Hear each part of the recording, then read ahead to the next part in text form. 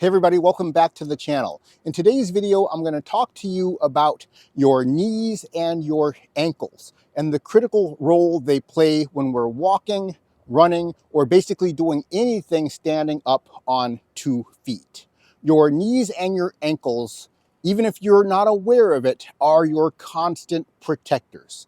And that is because they are continuously standing on guard to prevent you from falling on your head.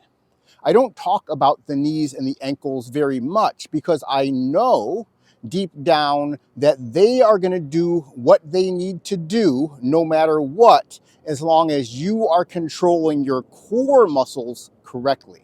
In short, anytime we're standing up, no matter what we're doing, we have to at least subconsciously decide where we want to go with our core. If I want to stand still, I have to do a certain movement with my core. If I want to walk over there, I at least subconsciously have to know how to turn my body in that direction, change my weight, place my foot, and begin moving over in that direction.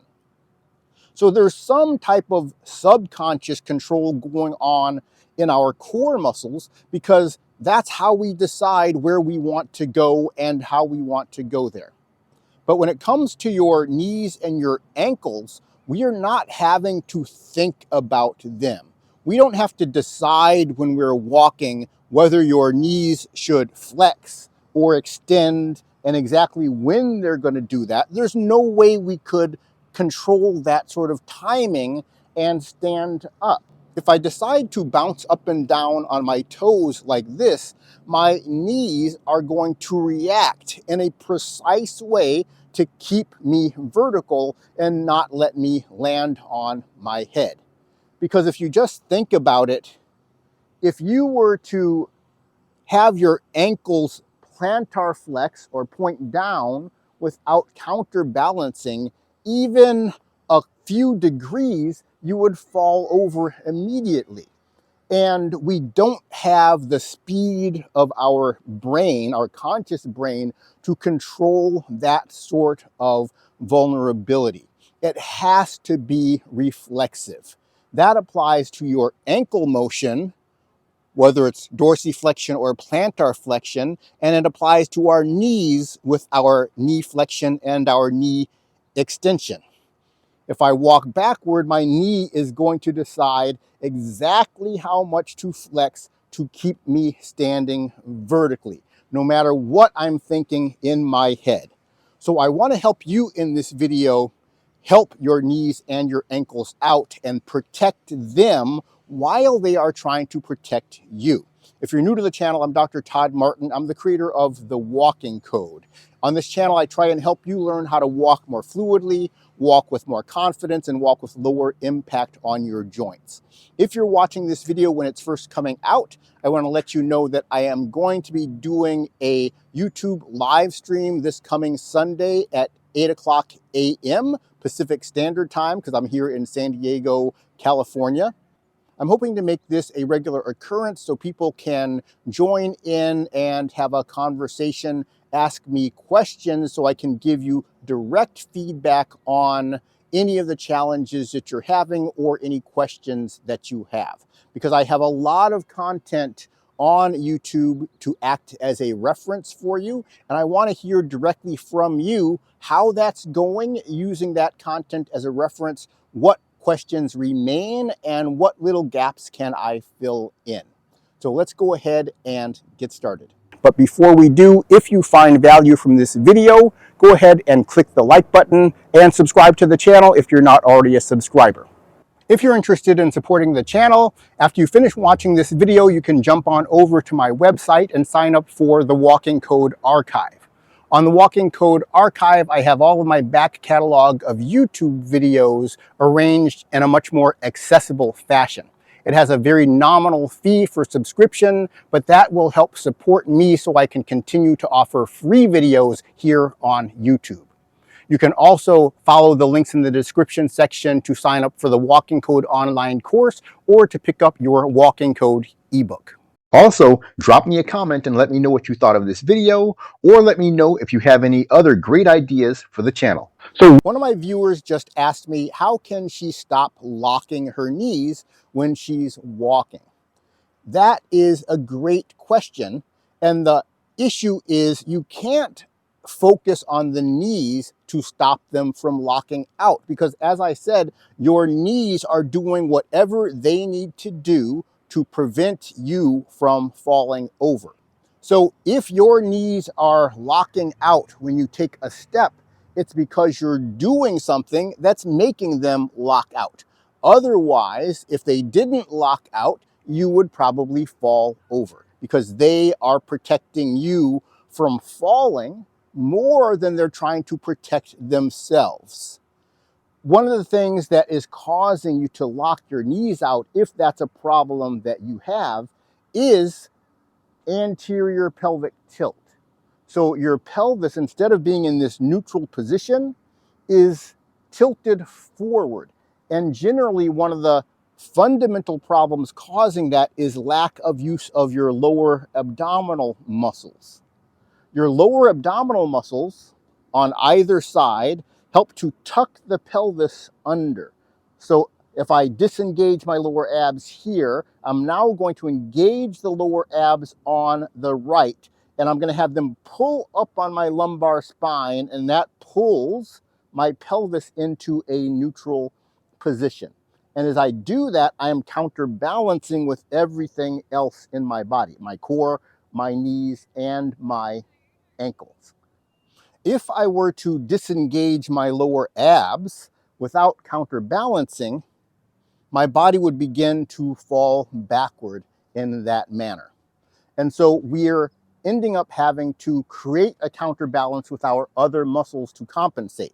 And generally speaking, what that's going to be is using our glutes in the back to push the pelvis forward, because both our glutes and our lower abs create hip extension or pelvis extension relative to our leg. In case of the lower abs, they create that extension by tucking the lumbar spine up, putting our hip into extension. In the case of the glutes, it is done by pushing the leg back relative to the pelvis. So my leg goes back relative to the pelvis here, which is clear hip extension, but it also does it from this position. If I stand in a vertical position and extend the hip, it pushes the pelvis back like this. This is the same movement as this. That is hip extension. And so when we disengage our lower abs, the glutes are compensating to push our hips into a neutral position or relatively neutral position, because it's really not getting the pelvis back neutral when you use your glutes like that. What it's going to do is push your shoulders back and create an exaggerated curve in the lumbar spine, but the pelvis itself is still going to be anteriorly tilted, and it's going to lock the knee out.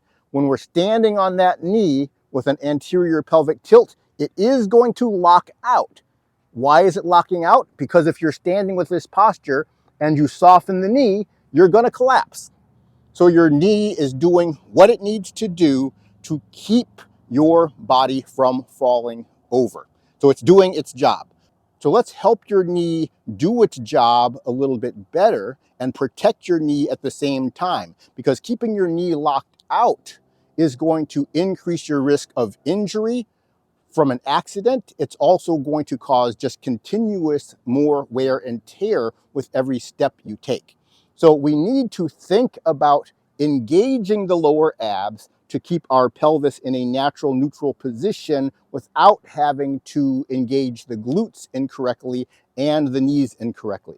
So with every step that you take, think about, once you place the heel, using your lower abs to tuck the pelvis under. That is the first mover as you shift your weight forward, or even if you shift your weight back. If I'm going to shift my weight back to my left leg, I'm going to tuck the pelvis on the left and release the pelvis on the right.